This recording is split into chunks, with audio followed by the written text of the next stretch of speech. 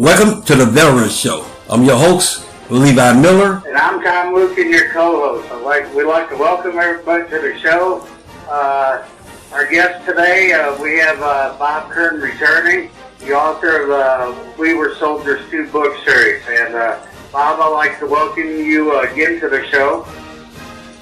Well, I appreciate you guys having me back on. Anytime, Bob. Anytime. I'm trying to think where we dropped off last time, but that's all right.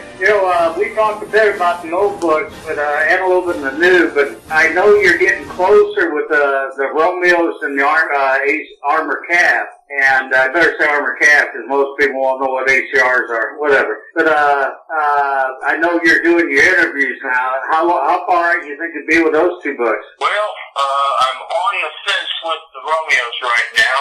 I can't do the book if I don't have enough people, and I've got more luck, it looks like, with the border people, and so, but that's all right. I'm prepared. Just because we plan to do it one way doesn't mean I can't make some adjustments. I may put the Romeos that I've talked to in the DMZ book because they happen to have gotten some good stories and serving in the radar post on the overlooking the DMZ. So there may be a last minute change in combining the two, but we'll still cover the same topic. Okay, no, I understand. And has it been hard to get the Romeos for Germany? Has that been the issue? No, I'm not getting. I can only write. I gotta have enough people make a book. Oh, I understand. I'm saying. I'm not gonna put a book out there that's only gonna cover, 4 or 5 people. It's just not fair to the story, and it's not going to allow me to tell the whole story. So what I'm saying is, the Germany book, this is how it's going to be. Doug Voss and you, and there are plenty of guys lined up for the DMZ book, and this is going to be just called simply Inside the DMZ. I've got the Romeos that I've got have all served in Korea and have served down in the radar posts that overlook the DMZ, so that's an easy tie-in. And that book will end up being a lot bigger than most of the books. It'll just have more chapters, but that's fine. And then I won't have the Romeos as a separate entity unless they start, reaching out to me. Well, I was going to say, with the bigger DMZ book, that'd be great. Kind of mix up with the first one where I know you had a problem getting people to do it, but I think there's been a surge after people seeing the first one. Now we got more people willing to do it. I know Doug Voss is pounding the DMZ vets hard about doing it, and so that was the problem. You're right. You hit it right on the head. That's the issue with the Cold War at Sea, and a lot of the people that aren't familiar with the work they're trying to do here, and you're trying to do here, is they haven't seen or read the books, haven't even heard of them, and they don't trust me. I had the same problem with the DMZ. As you recall, I had guys on some of the threads just flat out accusing me trying to profit off their careers because they didn't understand exactly that could be further from the truth, that we're trying to create some history here and get it documented for future reference. Yeah. The third book is showing the DMZ guys what my second book did to the German units. It's showing them that, you know what, he's doing a really good job covering this, and he's really telling, as we talked last time you interviewed me, is the story of the Cold War and the story of the guys and gals serving those frontline positions. So, I got to break that ice, and until I do, that's just the anchor that I'm dragging. And unfortunately, it caused me to side rail the Cold War at Sea, which has the potential of being an amazing book, until I get some more confidence built up and more volunteers. And I think the same is with the Romeos. There's enough of them said they'd be interested, but actually getting people to think it's important enough to call me and follow through is it's going to take a little bit more time. And I don't want to throw rocks at those guys. It's just because they're not doing anything wrong. I just don't think they have the excitement that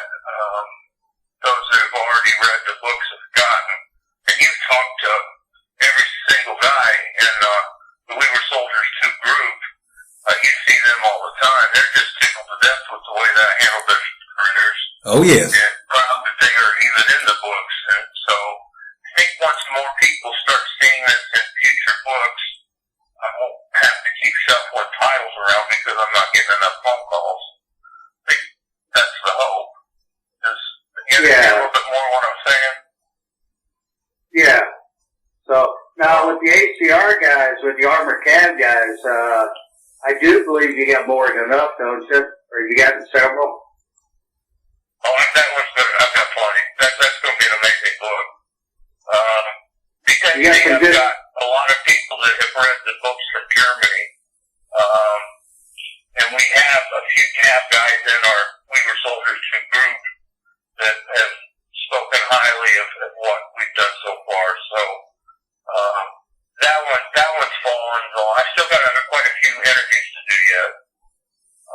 Yeah. So we'll see. You got some good people lined up there. I have a business plan. I know what titles I could hope to do, but every business plan you got to have the ability to be flexible on it if you want things to work out for the best. If you're rigid and stand firm, you end up creating something that's not near the quality that anybody wants.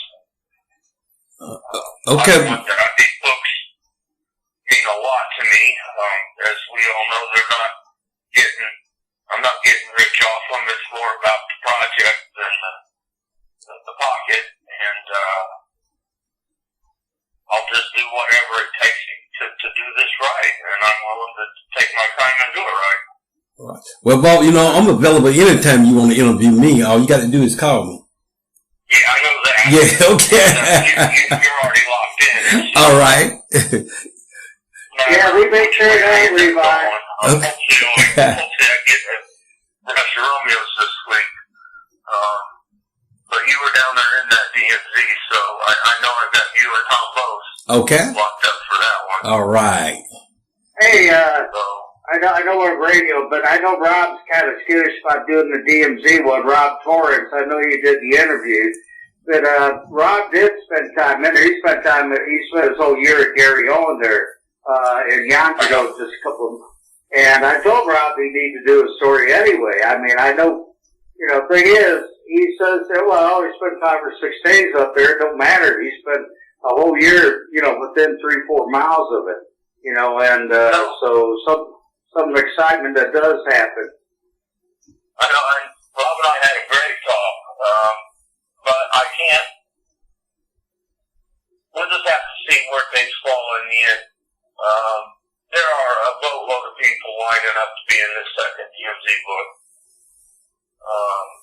I don't think I need to use Rob, and I told him that I want his career in Germany was awesome.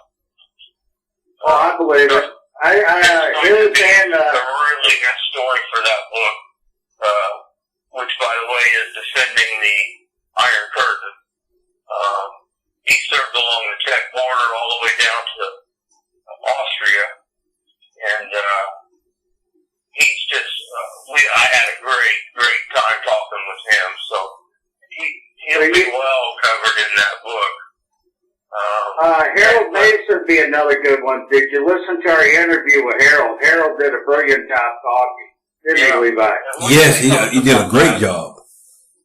And there were some answers. So I'm not worried about it's not per se a cavalry book. It's going to be, there will be some instances in tankers that worked in the full to gas.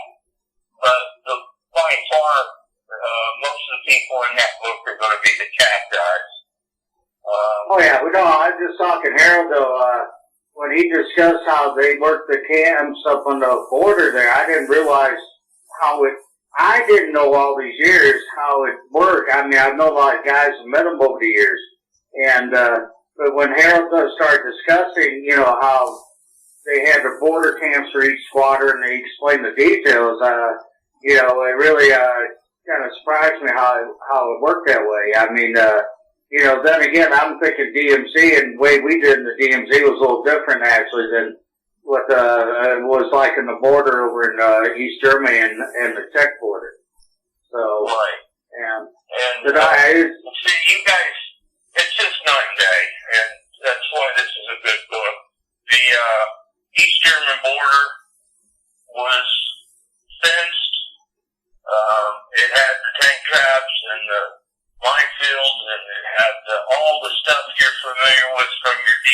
tours. The guys along the East German border are familiar with that. Why? Because the East Germans were adamant about keeping people in just like North Korea, so the walls were put up just like North Korea to keep people in more so than to keep them out.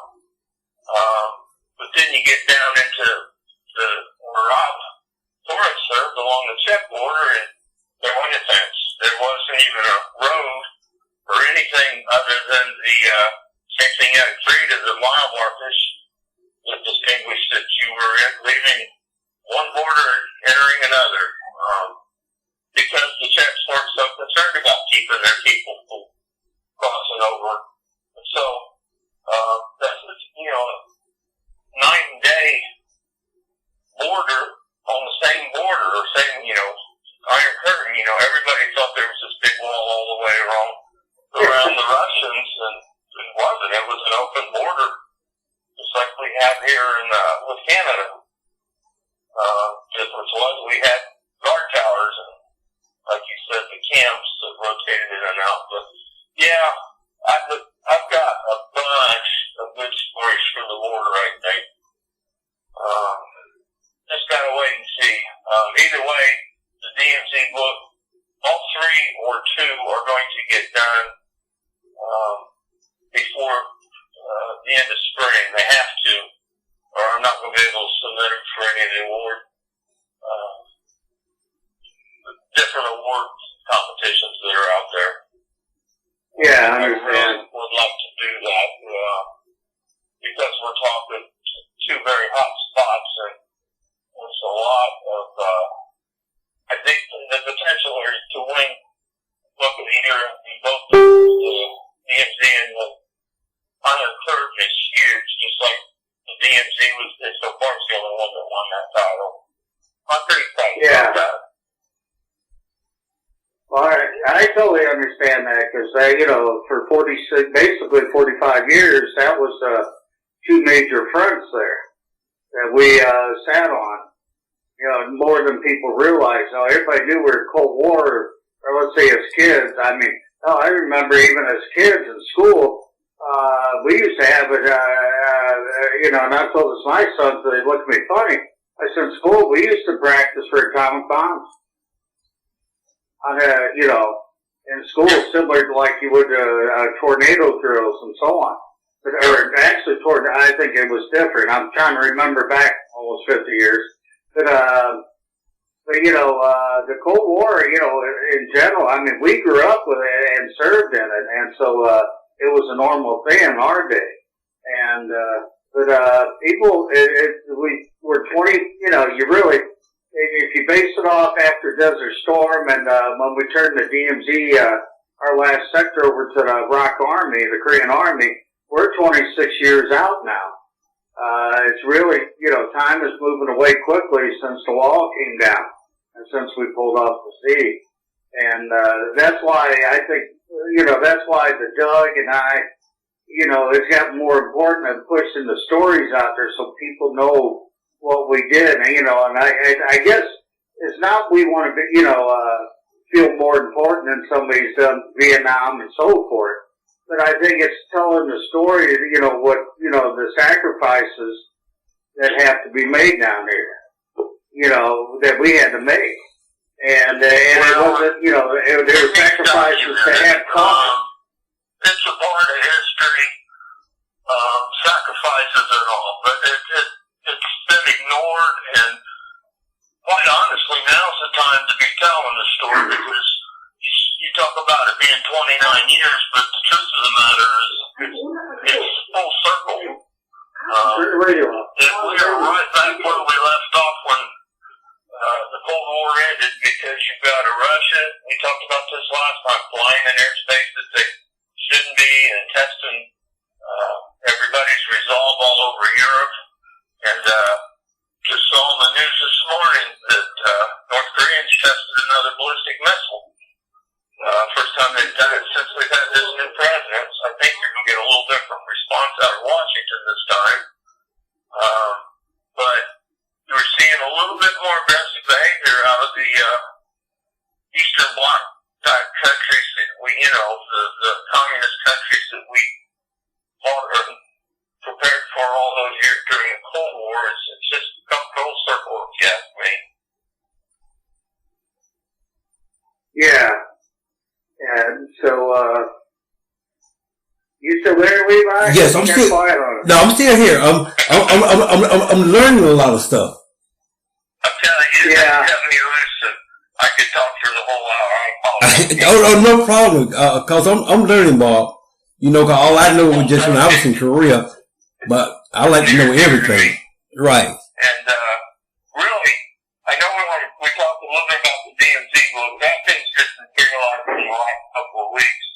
When Doug mentioned it on one of his posts in the group, and the names that he's got me a huge list of names. So you could count on that inside the DMZ and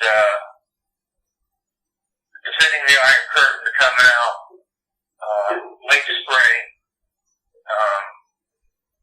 very early, May, June at the very, very latest.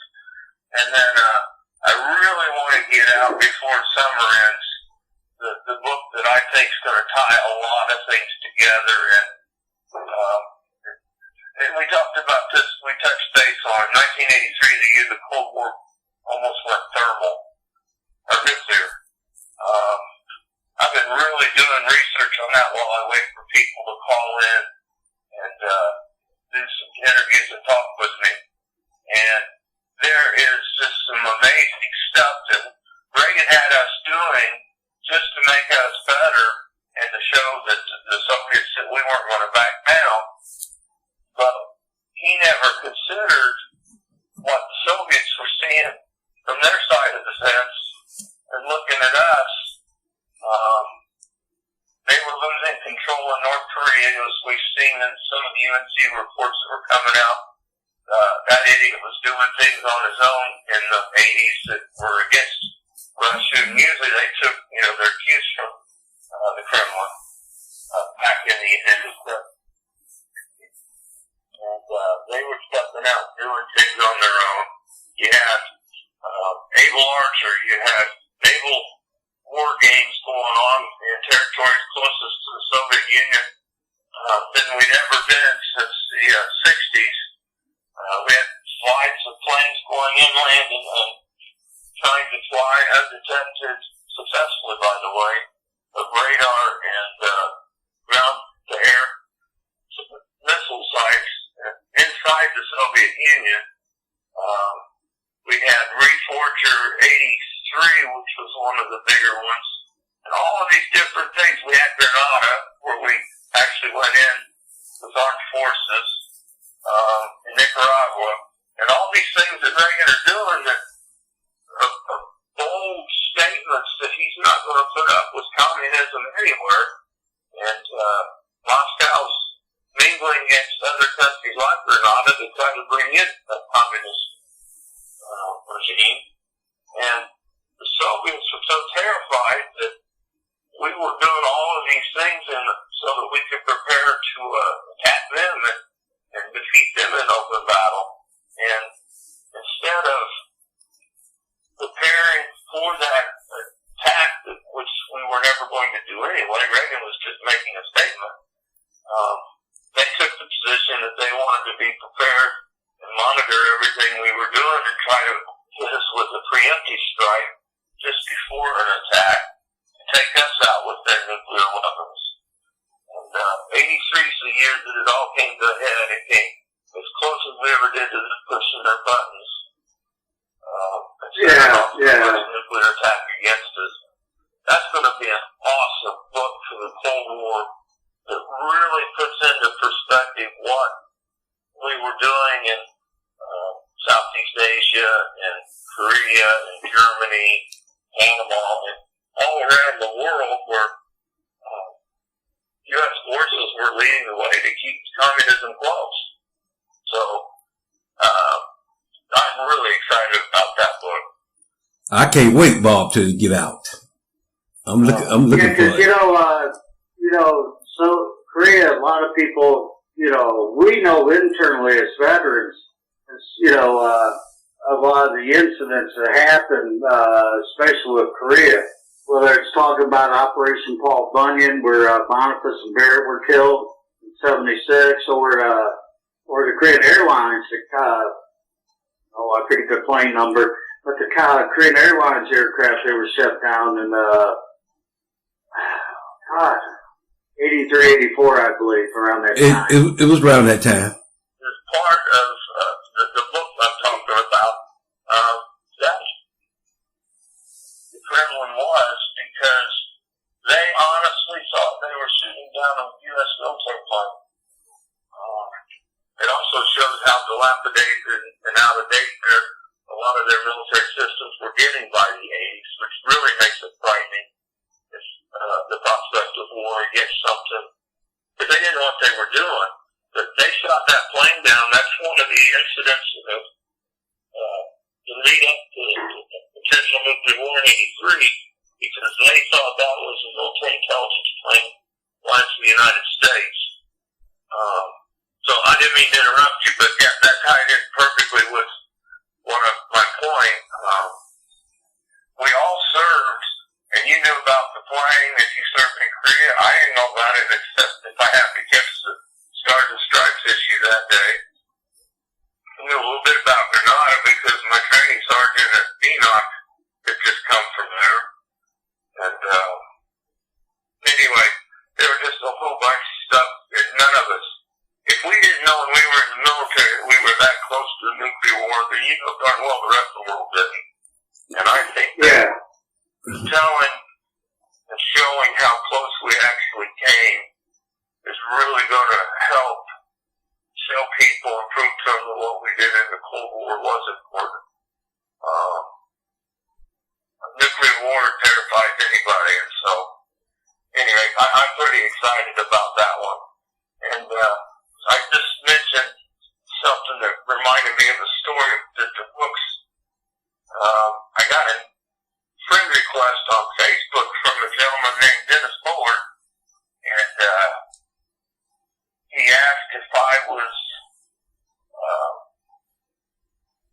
the same, or he said he just finished reading my books, and he said, imagine my shock when I got to a chapter about your attending BNOC,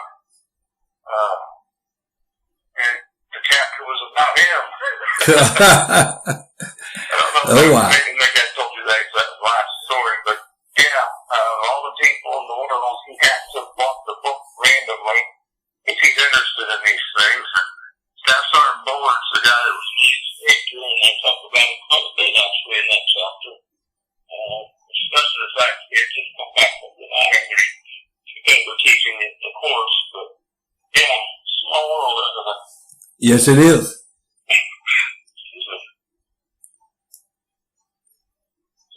What else would you guys like me to ramble on about?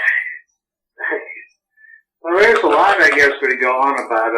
Now, let me. I know we're still venturing on the DMZ book number 2 here, as I call it, so I keep myself straight. But I know Doug Voss is pushing hard on it, and actually. We had an interesting time with Doug on the show a couple of weeks ago. In fact, Doug Voss and Levi here overlap. Oh yeah. In Korea, if you didn't know it, Bob. So they were in the same unit. It's a small world there too. Yeah, and that was the first one. I know, I got in touch with, because everybody else, I couldn't find nobody that was in my unit. Yeah. You knew him from over there and you got in touch with him. Right. Oh, that's so cool. All made possible by Thomas. Right, Thomas? Thomas introduced me to a whole bunch of people. That's right. He played a big hand because I was the odd guy out. The DMZ guys were so overprotective of what they did over there. It was really hard for me to not overprotect you. It's really a closed group, that's a better way to say it. It's really tight and saw everyone else as not quite as important as to what they did lot of ice and introduced me to a lot of people that even helped me to get that second book out. I had a lot of guys from my Germany book that are actually in it, but he introduced me to Doug, some of the others, and then afterwards he helped me be more welcome amongst the DMC guys. And quite honestly, I think we're finally painting a little better picture with everything. They found that they see that everybody's jobs are important. Yeah, well, and I know, Doug and I, as you know, worked at the videos, just, another way of telling the story. I mean, and, of course, that's the whole thing. I think that's what a lot of us are doing. And, it's like even when we had Mark Heathco on, Mark that's been his thing. Of course, this case is primarily DMZ, but the DMZ has been such a secluded story for so long. I mean, and we could, go all the way back to the end of the Korean War, which well, not even the end, but when the armistice was signed July 27, 1953. And then to this day it's still kind of secluded, 64 years later. People, Panmunjom, the Blue Buildings, that's just a quarter-mile section of 151 miles of DMZ up there. People, you can see all the crap you want on the Panmunjom. Well, Panmunjom is just one little section. It's a piece to it. It's important. But they got to remember, it just it bugs me personally at times. And it's like me and Doug talk. I said, here we are trying to push videos out. I said, what are we doing wrong? I see somebody went up there and waved to the North Korean Guard from the Blue Buildings from Panmunjom, and they got 400,000 hits on their YouTube video. Here we are, we didn't go up there waving at the guard. We were shot at by the guards or whatever the case scenario, we pulled victims up there. That's right. And it's like, it just kind of, it's like, people get a false perpetuation of what the DMZ is like, because all they see is Panmunjom. It's like, okay, when, John Smith went up and spent a half a day up in the Panmunjom, that's not the DMZ, as perpetuating their pictures or videos. It just, I don't know. It gets kind of videos, and before my book came out, a lot of the DMZ guys closed ranks and kind of just said, you know what, we know what we did, heck with the rest of you. And it was hard to break through that, because if you look at a lot of the DMZ guys, that's all they ever did. I mean, you got down there and did that job, and as life-threatening as it was, you guys didn't want to leave. That's true. It is true. I mean, most DMZ guys have either pulled, one, through their enlistment, one tour in Korea, and then one stateside and got out, or they were lifers in Korea. You talking, Mark? Well, he's an example of a lot of guys that served in the DMZ. I mean, so they didn't see there's aren't that many cavalry guys that served in the border in Europe that spent a lot of time in DMZ down in the trenches. Some of the scout guys might have, but tankers, mortar guys, howitzer guys, they were in the support units back, but didn't actually come down into the DMZ. So you guys are a special group, and I don't know. I sound like I'm beating on the heads of the second or not. I have a tremendous amount of respect for them, but it was hard for me to break the ice, and I'll always be grateful for the help you gave me, Tom. Yeah, Tom is the man. Well, hey, Levi was bad. He prodded me for a lot of information, but I never got my story to him in the first book. And okay. He got so busy taking up there. I'll be sending this up to be edited in a month. Tom, I want to send it off in 2 weeks. Finally, it just had to be sent off. But I'm not going to let that happen this time. No, we'll get it this time. Real soon. I've got your notes from our first conversation. Well, there's so much to count. I mean, the DMV in that call.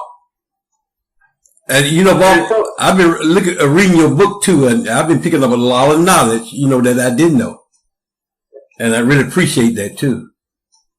Well, I'm glad to hear that. You're reading book 3 first? Oh yes. Yeah, that's right. Well, you guys start there. It's yeah, one was me. That's my I Love Me book. Okay. That was supposed to be the only one. And then when I decided to make it into a series, I no longer write about basic training very much. I'll mention some AIT for different MOSs, but when you do get around to reading book 1, it's no holds or nothing held back. I told it just exactly like it was. The way, in the 60s, 70s, the 80s, how they treated us, and how we ran and puked and ran some more and marched. And, so I covered that pretty well in book 1. So now in 2 and 3 and 4 and 5, we can talk more about the history of the Cold War, the different MOSs, the different patrols, really get some good information out there without having to reinvent the wheel in every book. Yeah, I agree. Well, back to what I was saying earlier, I just think it's neat that, and that's, I know like Doug and I and a few others are trying to iterate, with the book series, We Were Soldiers Too. They're trying to tell their history, and that's what the book says, and that's how you get a sign. Tell it from the soldiers' point of view, not from the damn politicians, from who the ones who are out there. I think Harold put it best. I like Harold's phrasing last week, about what he talked about. He goes, granted, Reagan was president when we basically won the Cold War, at least with Eastern Bloc countries, the Soviet bloc. But truly, if it wasn't for the soldiers, we wouldn't won that war. We wouldn't won the Cold War. That's right. And he worded a little better. Harold's a little more graceful with words than I am. I would, and very fluent. I call him fluent. He's very fluent. Very modest. He did a great show too. Yeah, I'll tell you the interview. You'll have it. I want to hear his interview though. Have you guys got it on YouTube now? Yeah, not his yet. We're working on getting the podcast caught up. So, I'd like copies of both. That'd be great. Thomas can get all that arranged for you. Bob. I'll get you on my website because I can send everybody over to your YouTube site once you get it rolling. Okay. Yeah, we're getting the final touches in there, and somebody's got to give me the sound bites so I can get them uploaded there. So my sidekick is lacking on me there, Bob. I'm teasing Levi. Yeah. But Thomas, you helped me out a lot. I'm getting old, and Bob Thomas, he really helped me out a lot. Well, we got it set up. In fact, the way our podcast will work. Once I got the first show that me and Levi did together on there, and it's on YouTube. And I set up a different page on YouTube just for the veteran show. And so, but I got the podcast going and how we're going to do it and what will happen. Actually, the podcast intertwines with the YouTube side for just the veteran show. So, but I'm just doing one. I didn't do it on mine. It's a spinoff off my YouTube account, but it's its own account basically, branded account. I think you kind of did that too, didn't you, Bob? For We Were Soldiers, that you put some of your videos. That's what I did. I created a sub account basically. So, I'll get the interview. We'll get the interviews to you. He's still getting them uploaded to me, and we had that discussion last week how we wanted to do it because, it's like, for example, Harold wanted a copy, and me and Levi decided that before we put it out on podcast, we wanted to play out for the week. Right. We wanted to play live on the radio, and once Monday nights concluded, then I could get it up. We could get it up on podcast and where people could download it and share it. So, and you're gonna edit all this out, I assume, Levi. Yes. and Bob, I gotta give a commercial on you too, because I want you to give me a commercial, and we're gonna me, Thomas and I gonna run it on our radio station. Okay. Well, he gave me your logo stuff, so okay. I can get a banner ad up on my website to shoot people to your okay, that'd be great. Website too, whenever you're ready. All right, I'm ready anytime. It's all about cross promoting, so we can get people. The more information out there, the more we need to get it in their hands. True. Yeah. So we're all in this together. I was trying to find a quote you mentioned. I can't find it now to give to you verbatim, but I used it for one of the interviews I did a long time ago, and it's Jack Nicholson's quote from when he was on the stand for Gitmo, and he talks about the one that he said to Tom Cruise.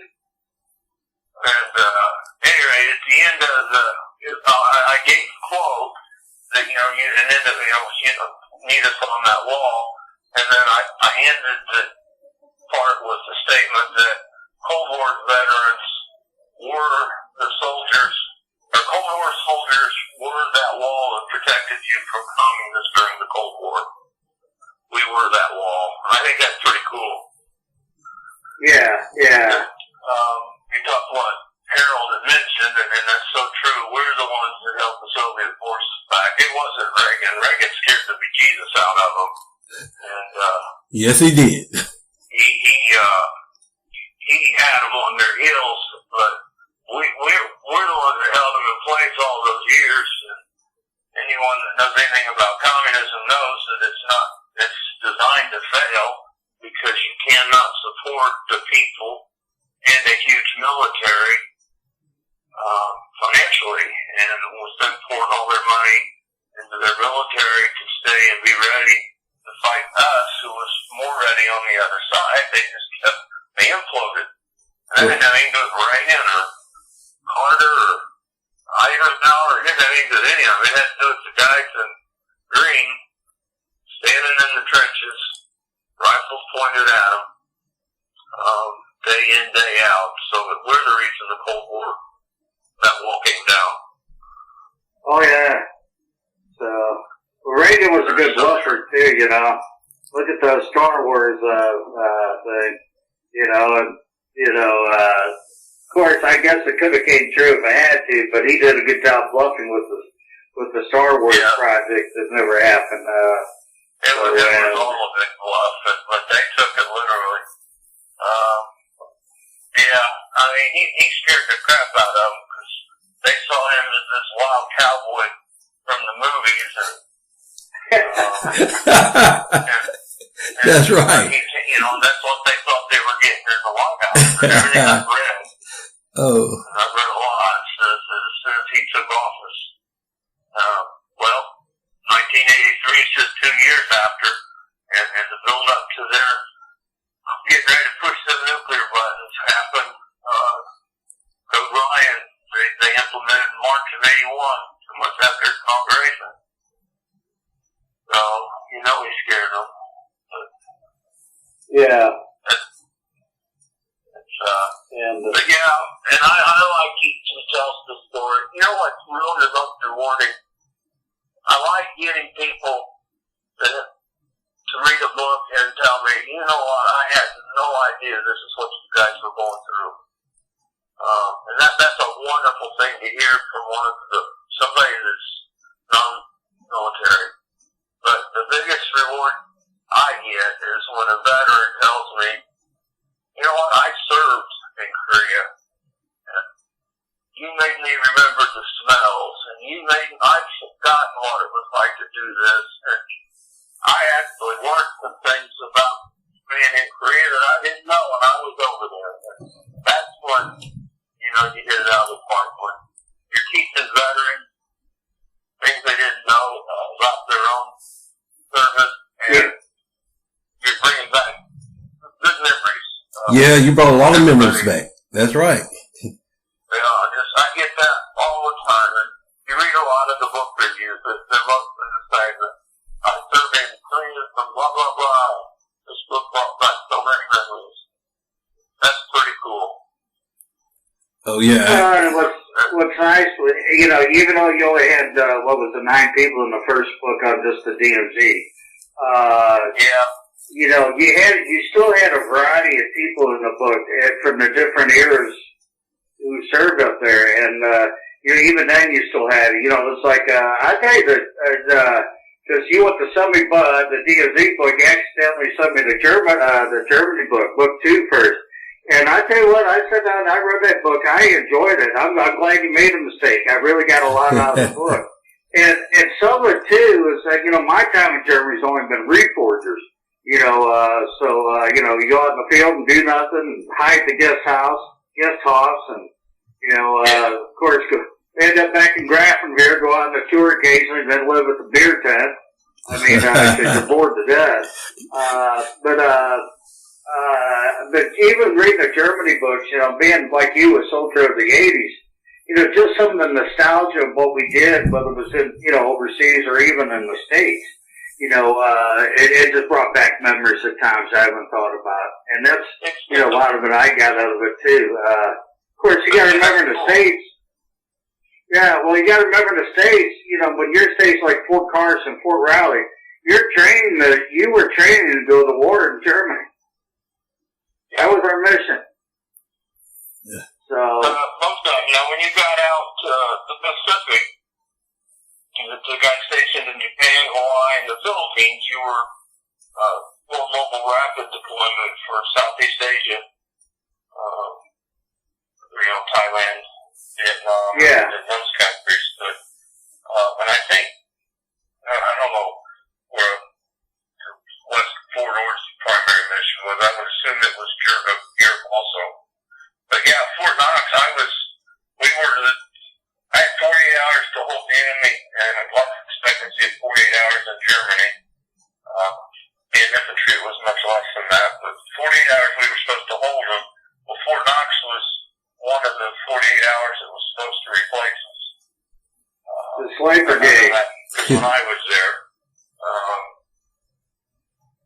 And I didn't know in Germany until I got to Fort Knox that they actually had depots with the vehicles and the munitions and the weapons, everything. We were just left everything behind, that everything we needed was over there, and that units used it every year for reforger to keep them running and get some use out of them, but they were mainly their stockpiles for when the balloon went up. I guess one brain dead. There's a name for the sites. Like, I was sliced with first ID, and, I think it was Schweinfurt or it was in Frankfurt, was our, what did they call it? They had a name for the sites, but it's where they stored our go-to-war equipment. And I can't think of the name right now. And, of course, the stuff we drew, it's like, really? We couldn't take ours from Fort Riley? So, and I say that because in 86 for a certain Sentinel, I drew a vehicle, and it was like, great, we had no engine panels, compartment panels. The 2 were missing by the TC on our 113. And it's like, this is our go-to-war vehicle? So the engine compartment panels, we salvaged MRE boxes to make panels. Wow. Yeah. And when I go there, we put our sea rations a little bit before the MRE times. You know what those were, don't you, Eli? Oh, yes. I know all about that. Yeah. They're no place better than an engine panel. Or, they were even slicing in the engine of our Jeeps that you knew what just don't that sea ration can perfect. Right. See, the MRE, you mentioned the MREs. They started, the first time I saw them was 84 when I got to Fort Riley. Before that, I was at C-Rats. And we did a rotation. In 84 and 87, they tried the LRPs.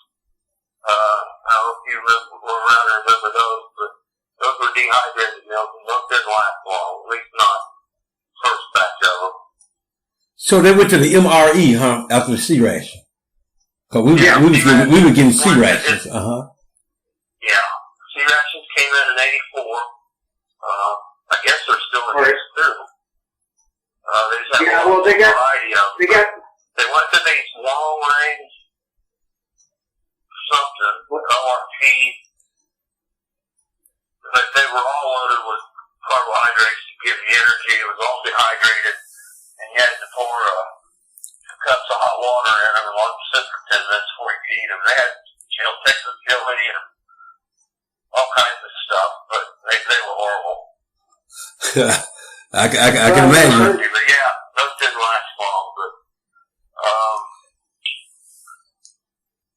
yeah, my readings, but like I said, they came in '80. I know '84 they came into play, and just like we went on rotation NTC in October, November '84, and I was out there with Quarter Cab, and when we got out there, they gave us a case of C-Rats for emergency rations in case you break down out in the open desert there at NTC at Fort Irwin, and we were so happy to get C-Rats because the first generation of MREs just stunk. I mean, and so we were delighted, but that was the last time I really saw C rations was Fort Irwin. That was the fall of '84. After that, it was MREs from there on out. It's like Kevlar. Bob, I don't know about you. I never saw Kevlar till '87.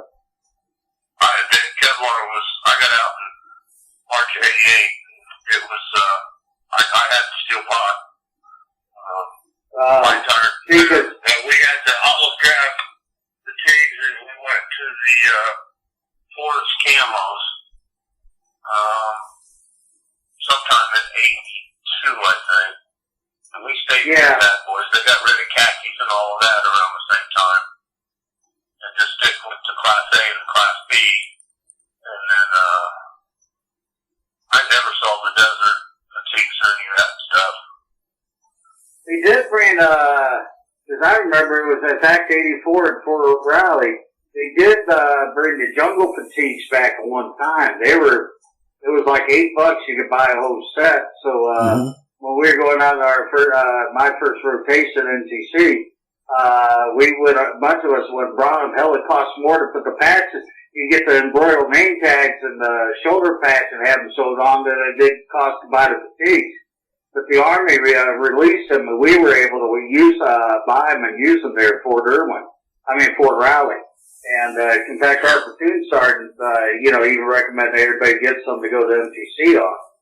Of course, we were going in the fall anyway, so it really didn't matter. But hell, it's $8 a set. Of course, I don't have my jungle fatigues left. I couldn't even tell you what happened to them. It's been so long. I couldn't even get my arm in. Like old fatigues, let alone anything else. That's right. You like me, Bob. I couldn't even get in mine. I think I was a 32, and now I'm like a 40. So I was 165 pounds, 38. Right. Now I'm 285, 54-inch chest. I can't get my arm too. Actually, my granddaughter's got one of my fatigue shirts somewhere. Still says Staff Sergeant Colonel on it. My arm won't fit through the hole. Yeah, see, I got one set of BDUs. Distributed in the wrong place. That's the way it is. Well, I got one set of BDUs left, and when we moved last year, my son who was in the Army, he actually has 2 sets. I got his other set. He didn't know about it. I found it 8 months after we moved, but he's keeping both of our last set of fatigues together, and he wanted to do that. And so, but I do got one pair of boots left and my dog tags, and actually I had my VFW, but that was one thing I wanted back home. I hadn't considered my dog tag has my social security number on it still. And, but I do want my dog tags. Yeah. So, well, but I did. If anybody ever noticed my... I liked all the medals on it, so I, got out and went to a wedding girl phase, I guess, because I had it mounted in a wedding dress box. Oh, wow. So it was preserved. Yeah, I still got that somewhere out in the shed. Yeah. Well, I'll give you one more quick story. It looks like we're running out of time, but you had mentioned, we're not just a small world story.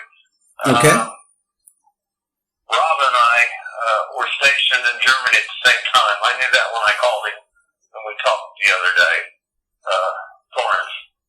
But we were actually both at the same all-day concert in Nuremberg while we were there. I don't know if you were in Germany, but they used to have these concerts with 8 of the biggest bands in the States. They come over and play all-day concerts in Germany, and we were both there, probably within 50 feet of each other. He told me where he was camped out standing, and I was just 50 feet away from him. Out that for a close world, never met him. So that's kind of neat. But you know what we find? It's just it's a brotherhood. There's just bonds that tie us. Look how quick we became friends, Tom. It's like we've known each other our whole life. Same with you, Levi. Yeah, that's right. Hey, like you say, it's a brotherhood. It's just like you slipped into it like you've known each other your whole life. That's right, especially with Thomas. That's right. Oh, yeah. Tom's never met a person he didn't like, I don't think. Right. Yeah, because Thomas and I started talking, and we talk all the time. Oh, yeah. Him and I got together to talk about his portion of the book, and we talked for 3 hours and hardly pumped the DMV. Yeah. Didn't we, Tom? Yeah. Well, and I think sometimes, including my wife even, non-veterans don't understand.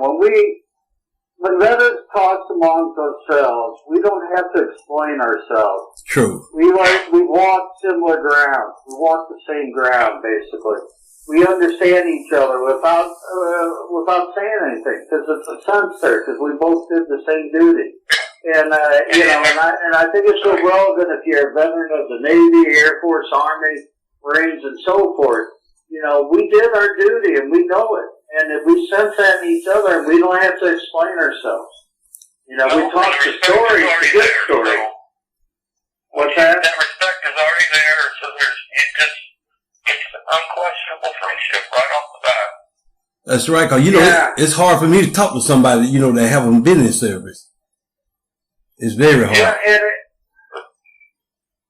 I find it, I'm like Levi, I find it's hard to talk to people because, I've had people just look at me like you're full of crap. And it's like, if you haven't been where I have, then you don't know. That's right. And I find it funny sometimes, like somebody talk about it, a civilian, they go pay, I forget where it was, somewhere earlier this year, it was somewhere, where it's like $100 for a helicopter ride. Oh, I know what it was. It was here in town in Troy. And I'm thinking $100 for a ride. I thought, hell, I used to get paid to ride those things. Yeah, that's right. Back in the days. That's right. I said, I'm not going to pay $100 to do what I was, what I was missing to do, I said, riding a helicopter. It's like, my God, I've ridden all kinds. I'm not going to pay $100 to do it. I've ridden in helicopters, but it's like $100, and it's like, okay, it was a Huey. I've ridden a Huey before. It's like, that's all right, I'll save my money. I gotta jump off here, fellas. I've taken my medicine, and okay. I can feel the fact that unless you want me singing Simpsons here in the next half hour. Oh, that's all right. Okay. I'm just messing with you. Yeah, I'm messing with you. But before. Let's get back talk this week. Okay. Get your stuff down on paper, and then we can talk about it first. Commercial stuff too. Okay, that sounds great. We're glad to have you on the show also. All right. Well, I appreciate the invite. Anytime you need to holler at me. Okay. It's always good, buddy. Always good pleasure talking to you. Hey, Bob, the one thing I would like to do, and that's you always welcome to the show.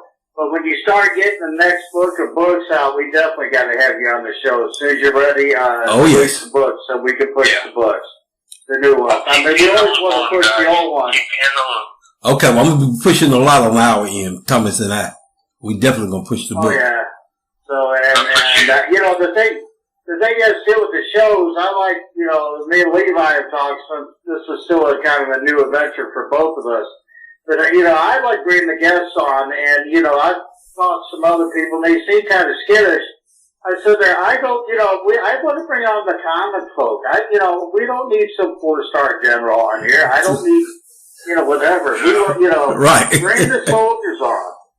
And that's been my real thing. As like you do in the books, let's bring the common soldier on. Let them tell their story, and, what's that? I said that's where the story's at anyway. That's right. Oh, yeah. And it's like next week, before we let you go anyway, I know we're getting close on our time. It's like next week, I get a veteran coming on, female veteran named Sarah Mendez. She's come on, and I'm going to have Sarah talk, and she spent time in Korea, although not from the DMZ, but she was over there based out of Camp Stanley. And, it's been, our thing too is I want to get, bring people in from different backgrounds and who serve in the different eras of the military. Of course, I'm looking to be more wide variety. But, but it's just getting the soldiers on to do their stories. People go, why are you asking me? Because I go, I want you. We want you. I don't want anybody up there who's, we want the common soldier like we were. There you go. And, cause it's always been that you never hear the soldier story. You hear, the guy was a brigade commander or he was a battalion commander then, but he's retired 3-star now. You don't hear about the Sergeant Smith or, and so forth. And, and I think, back to that, I think all of us, that's our goal. Whether it's you, Mark, Levi, Doug, it's telling the story of the common soldier. That's what we're trying to do here. That's what we're all trying to do. That's our ultimate goal. I appreciate the opportunity. It's always good talking to you. All right. Have a nice night. Good evening, and holler if you need anything. Okay, Bob. We will. All right. Good night, Bob. Bye-bye now. All right. All right. Thanks for coming on, Bob. Okay. Yes. Well, we about to close it up. And, Tom, I'd like to give a shout out to my partners, Frito Garcia and old Harold Mason. As you listen to me, Harold. But Harold was great. Oh, Harold did a great job. And he said, I know he posted on Facebook earlier that he's willing to do his story with Bob. And, that's why I was reiterating to Bob to do Harold. Harold will do a good story. Oh, yeah. And, yeah. It sounds like he's got a lot of guys lined up doing. I know he's got a lot of Cav guys. So, of course, Cav guys are always good people. Yeah, like Harold got a lot of co-host potentials. Yes, he is. He can go. Oh, I know. Harold's a good man and very fluent, very intelligent. So, but to change that, I just remind everybody, we will have, naturally Bob's going to be on all week starting Tuesday. Next week, we have an interview with Sarah Mendez. And Sarah, like I said, I know she spent time in Korea at Camp Stanley. Past that, she'll spill to us what she did in the Army. So, and look for a change here instead of talking to us old guys, and we get a kind of younger lady. She was over there around 91, 92, I think. Okay. Levi. All right. Well, Thomas, we're going to close it out. And, I'd like to thank all our listeners, Thomas, because this program wouldn't be possible without them. Oh, yeah. Well,